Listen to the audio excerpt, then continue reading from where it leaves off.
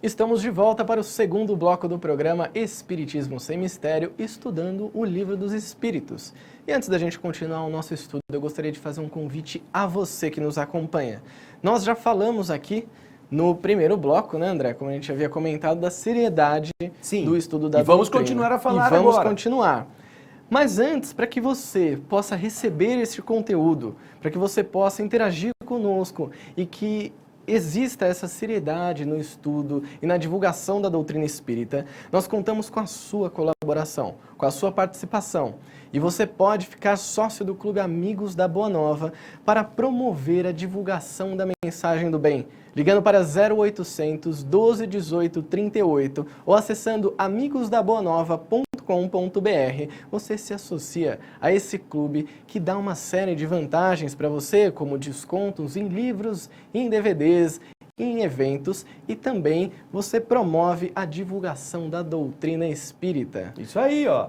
Então positivo, já tem o nosso positivo aqui do André Luiz Ruiz. Não fique dormindo. Ajude Jesus a tornar a terra mais luminosa, não é, Júlio? Exatamente. Promovendo a divulgação do Espiritismo. Então ligue pra gente. 0800 12 18 38 ou amigosdaboanova.com.br. Eu entrei de propósito na câmera do Júlio, viu? Não foi erro de produção, não. Eu fiz aqui pro Júlio ver o dedão aqui apoiando. É como nos WhatsApps da vida, não é? Que você põe lá, é positivo, dá uma curtida, né? Curte aí, isso então aí. Curta vocês também. Isso mesmo. E aproveitando a curtida, corre lá no Facebook da TV. O que tem lá, Júlio? A gente fez um post lá do programa de hoje e deixou uma pergunta para você, a gente quer saber a sua opinião. Ah, mas ninguém vai lá, Júlio. Será que ninguém eles vão assiste participar? Nosso programa. Ninguém, eu acho que... Eu vou ficar de olho aqui, isso aí, vamos ver lá. se aparece. Aliás, já tinha dois que antes de começar o programa já tinham mandado, né, Daqui Júlio? a pouco a gente vai juntar mais alguns aqui e ler as mensagens. Isso mesmo. Vamos então continuar? Vamos dar continuidade aqui ao nosso estudo de hoje. Vai lá, Julião. Bom, a gente continuando pelo item 8, que vocês vão ver aí na tela de vocês também.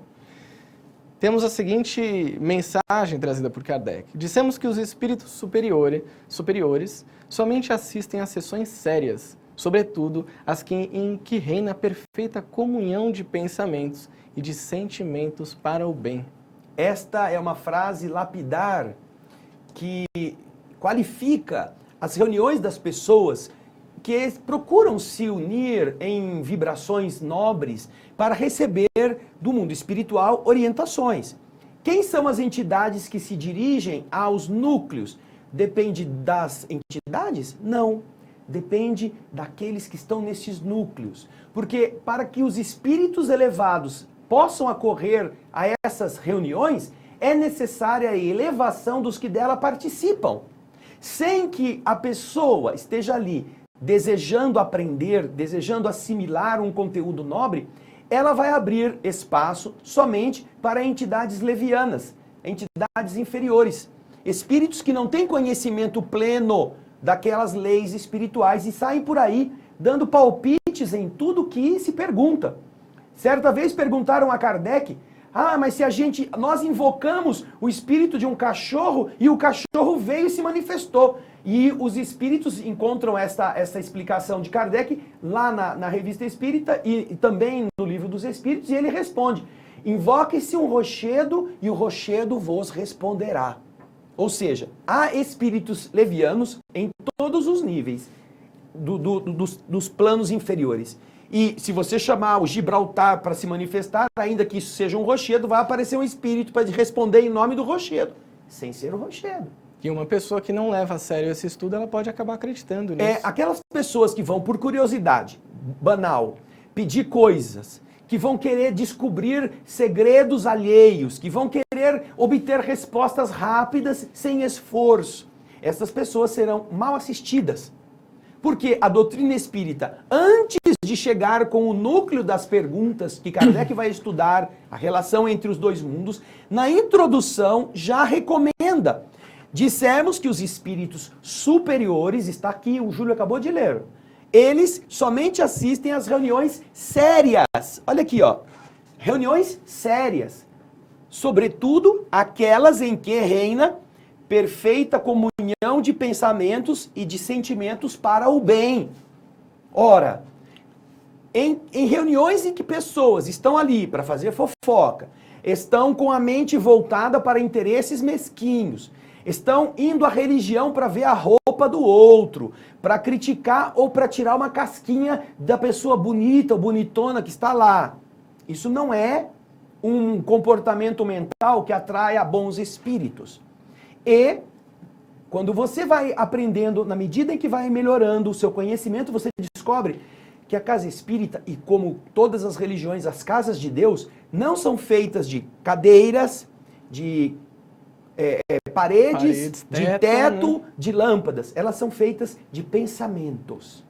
Pensamentos e, obviamente, os sentimentos que estão atrelados a eles. Por isso é que o pensamento inferior não atrai espíritos elevados, só atrai espíritos inferiores, que estão na mesma sintonia. Agora, mais embaixo, o Júlio vai continuar a ler para a gente. Aí a gente tem a sequência aqui do item 8, que diz o seguinte: a leviandade e as questões ociosas os afastam, isso se referindo aos espíritos superiores.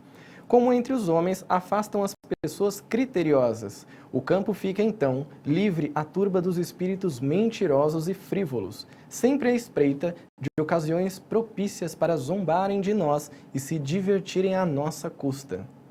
É isso que acontece quando não é levado a sério esse trabalho com os espíritos. Quando médiums, quando frequentadores, quando dirigentes desconhecem esta regra ou se esquecem dela, ao trazerem para a casa divina, a casa de Deus, o centro espírita, seus pensamentos turbulentos, suas ambições desmedidas, seu descontrole emocional, sua malícia ou sua ignorância, e isto não é trabalhado pela pessoa, com ela atrai todo tipo de entidade que vai se sintonizar com este padrão. E se você não melhora, como você pode esperar que espíritos sublimes possam se achegar, se nós não temos o ambiente adequado para que eles sejam sentidos, até mesmo sentidos por outros que estão à nossa volta, como médiuns, por exemplo. Então, o nosso querido Chico Xavier costumava dizer que uma reunião mediúnica deveria ser um ato tão sublime que nós deveríamos nos preparar para encontrar Jesus em cada uma delas. Mas que, em geral, Júlio, em geral, ela é uma guerra mental. É uma guerra mental. As pessoas, cada uma está pensando no seu problema, está querendo solução para o seu caso, ou está com sensações que não são as melhores. Exatamente. André, a gente sabe que no Brasil, claro, o país mais espírita do mundo, existem milhares de centros. Se não me engano, passa de 8.000 centros no Brasil inteiro espalhados.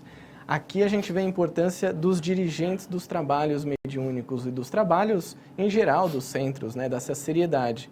Porque se o próprio centro não passar essa seriedade para o público vai achando que realmente é aquilo que eles vão receber. O centro, na verdade, é a expressão moral dos seus dirigentes. E certa vez, eu não me recordo agora se em qual das obras que eu li, falando sobre essa questão, perguntaram ao Chico Xavier, na década de 70, 74, 75, perguntaram a ele como que estava o movimento espírita. E ele disse assim, olha, no estado de São Paulo, que era de onde vinham as pessoas que tinham feito essa pergunta, os espíritos me dizem que existem aproximadamente 1.000 centros espíritas naquela época. E eles me dizem que 80% destes centros espíritas, naquela época, certo? Eles não eram dirigidos pelos espíritos a quem se atribuía o nome do centro espírita. Eles eram dirigidos pelos obsessores dos presidentes do centro espírita. Olha só. Então, Centro Espírita Maria de Nazaré, Centro Espírita Bezerra de Menezes, Emmanuel, Centro Espírita André Luiz, Centro Espírita Emmanuel. Chico diz que os espíritos diziam a eles que 80% das instituições que existiam na época no estado de São Paulo eram dirigidas pelos obsessores dos seus dirigentes físicos, dos presidentes e presidentas, se assim quiserem, das casas. Para você ver como isso é grave. Sim. Porque isso é uma condição vibratória que as pessoas que estão à frente por algum motivo devem se lembrar que eles são os mais endividados.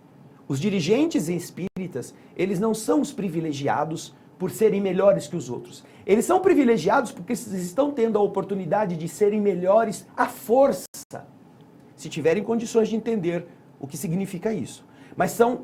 Por quê? Porque são os mais necessitados. São os que mais erraram, os que mais falharam, os que mais se comprometeram. E agora tem a tarefa difícil de dar exemplo para aqueles que caíram por culpa deles no passado. E para dar exemplo, eles precisam mudar a sua forma Exato, de agir, né? E é assim que os espíritos amigos os ajudam.